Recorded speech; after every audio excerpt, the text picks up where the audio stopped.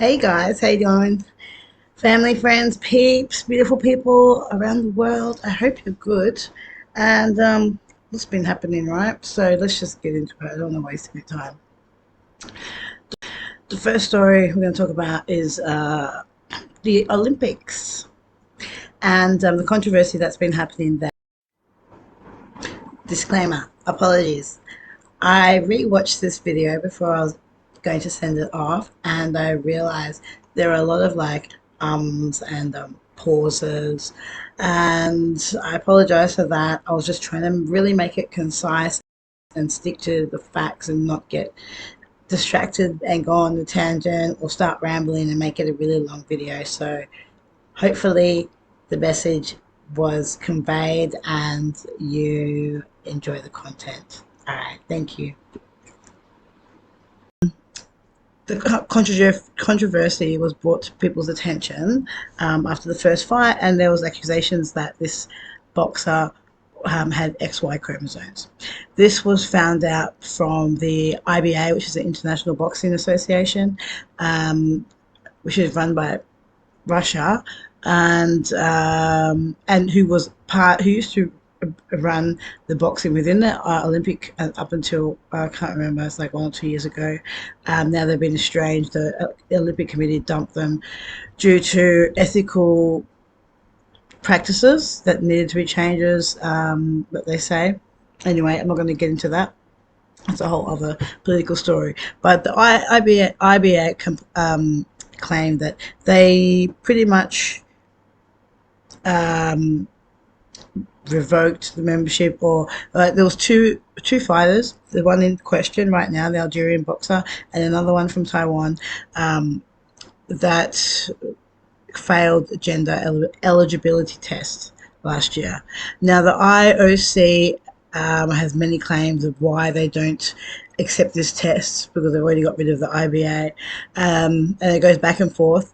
But at the end of the day, my stance on this is just do the test, do your own test. If you don't find their test credible, do your own, and we would know. And then it's easy answer.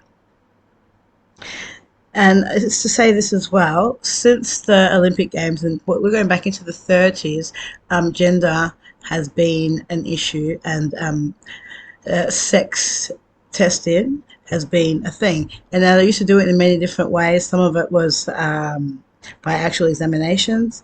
Then there was like chromosomal tests, and then they moved even to testosterone and hormonal tests later on, which they've removed.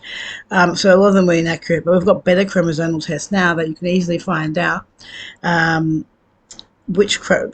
you're XY or XX chromosome, and that is the eligibility basically to be in a women's or a male category.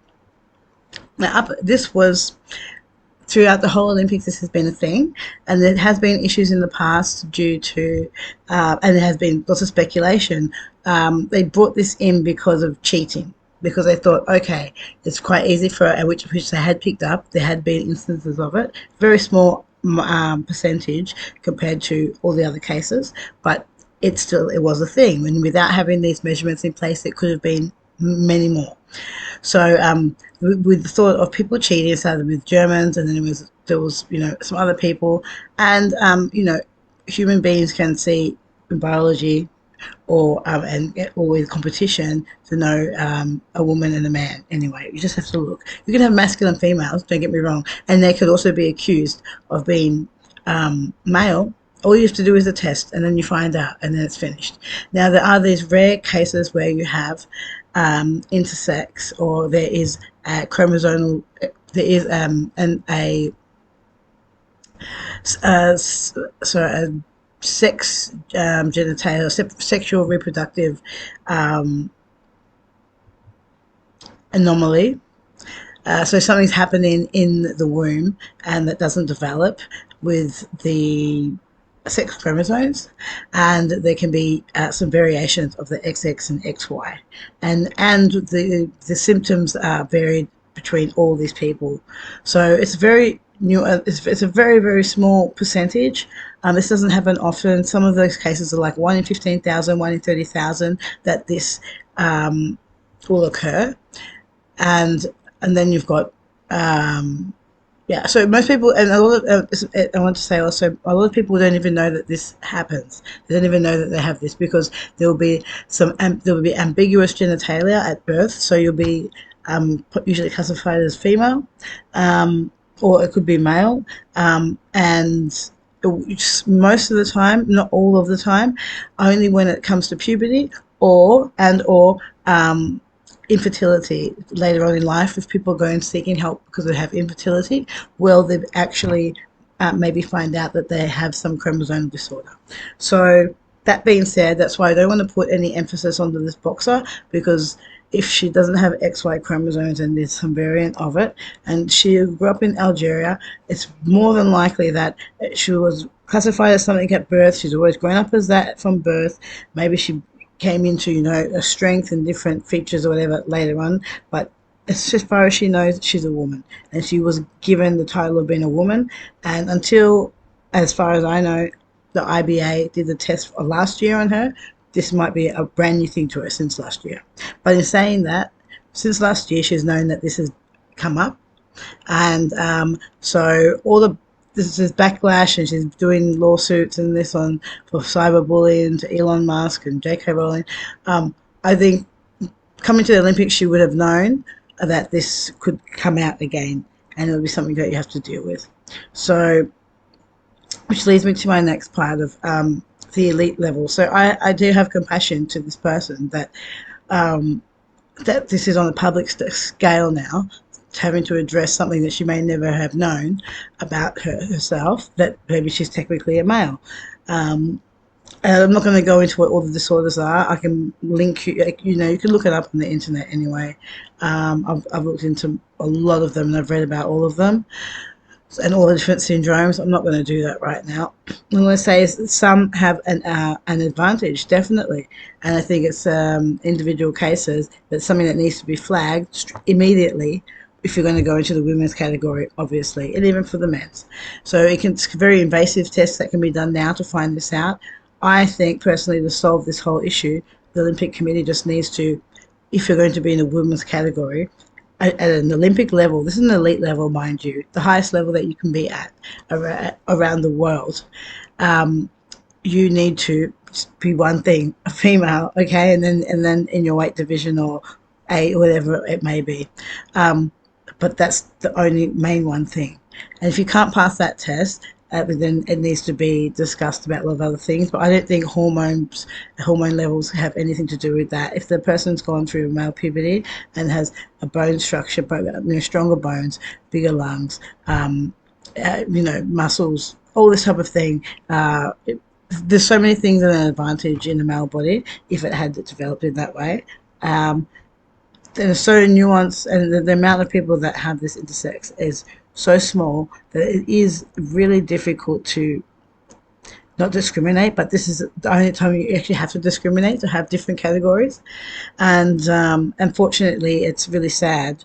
It's something that you can't be inclusive of everyone, the women's category. You have to be a woman, and not a woman in the sense of, yes, I'm not going to take away that she's not a woman. She's a woman.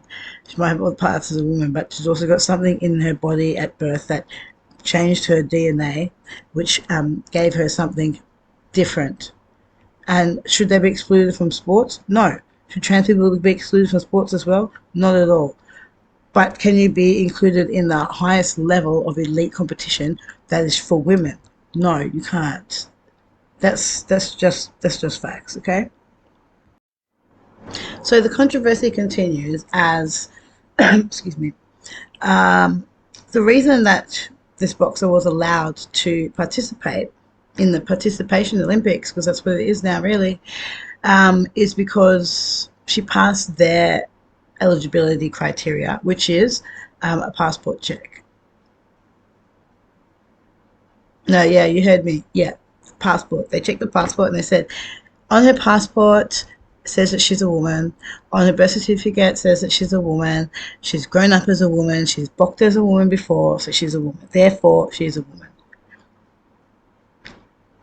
In this day and age, how is that a proof? Like, if it is about cheating and having an advantage and the safety of women, how does And then, okay, so then this also goes to the fact, consider countries like Australia, where you can self-declare. All you have to do is go and say you're a woman, and then basically you can get your ID, passport, and everything else changed, and we will have to affirm that. In other countries where that doesn't fly, you can't change your sex, like Algeria. Um, Even if they'd found this out earlier, yeah. So this is so basically there's no test at all, because if you can self ID in countries and say you're a woman, and then the only test you have to prove that you're a woman is your passport. There's no test. There's no safety and security for women at all. Literally any male can enter this space right now, enter for the female Olympics, and there's no check. You just have to have your passport. You're just going to change the marker on your passport and on your ID in whatever country you come from. If it's a Western country, it's not that hard, and voila.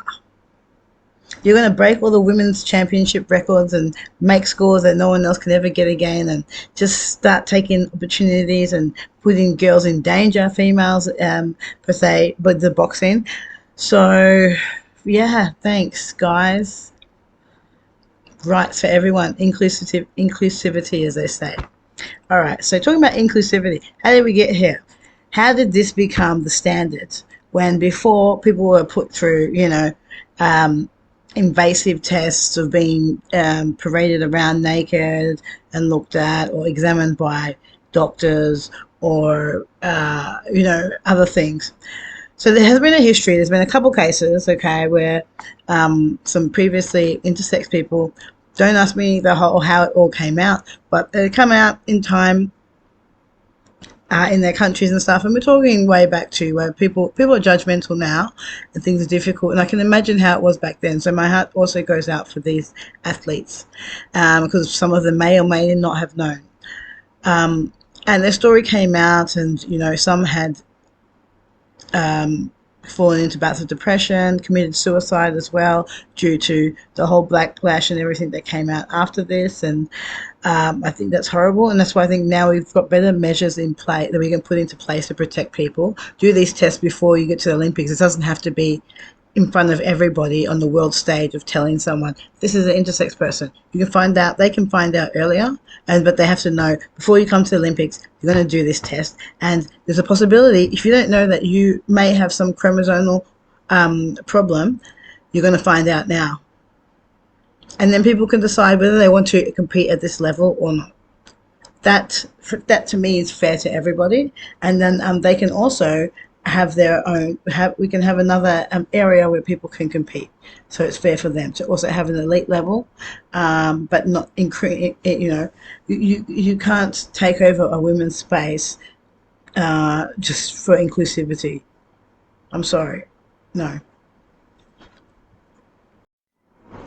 So the IOC is also going to use some cases. There was a case of four in Africa. I won't name the countries or the places. And there were three cousins and a sister, I think it was. They all had some chromosomal disorders, intersex disorders, and eventually ended up, so doing like experiments on them or whatever, ended up getting surgeries done so that they could try and enter and compete. I think they were runners. And then so there's another one in Uganda who also did the same. They ended up cutting out internal gonads. And she, somehow she thought it was explained to her like it was like an injection or something she had to do, but it was a major surgery. And so she was like mutilated basically her body with the hope of competing. Now, based on those things, because people have taken drastic measures to enter the Olympics, they've banned anything that does examinations to check those things. So to stop people from mutilating themselves to try and become another sex to enter the Olympics, they stopped sex checking at all. There's no sex checking now. Please don't hurt yourselves. We're not going to check if you're a man or woman. Just come on down and do whatever you want to do. That's where we're at right now. It's ridiculous. It's a fucking joke. So the IOC also at one stage had rules and regulations in place that they were allowing trans athletes in, and but they had to have had the surgery. So they've had to have the actual sex change. I mean, living as whatever it was for so many years, and like that makes you a woman. It changes your biology. It does not. Just cutting off your genitalia does not change your biology, which gives you advantage in sport. Let me just make that clear. If nobody's heard that or thought about that, let me just put that out there. So maybe just like something to people, some soup to sip on for a little bit. But yeah, a sex change, sex reassignment surgery, that's what it is. It's not a sex change. Does not change your biology. Neither does changing hormone levels. There are some ladies that are naturally high in testosterone, and that they're with other disorders or whatever it may be, and then some, and there's men high in estrogen or whatever it may be. These things do not make up what is a man or a woman. And to think altering them reclassify as a person is absolutely ridiculous. But this is where we are, guys. Well, I think I've covered the points that I wanted to about the back history. There is a lot more. I could go into it, but I just don't want to. There's no point right now.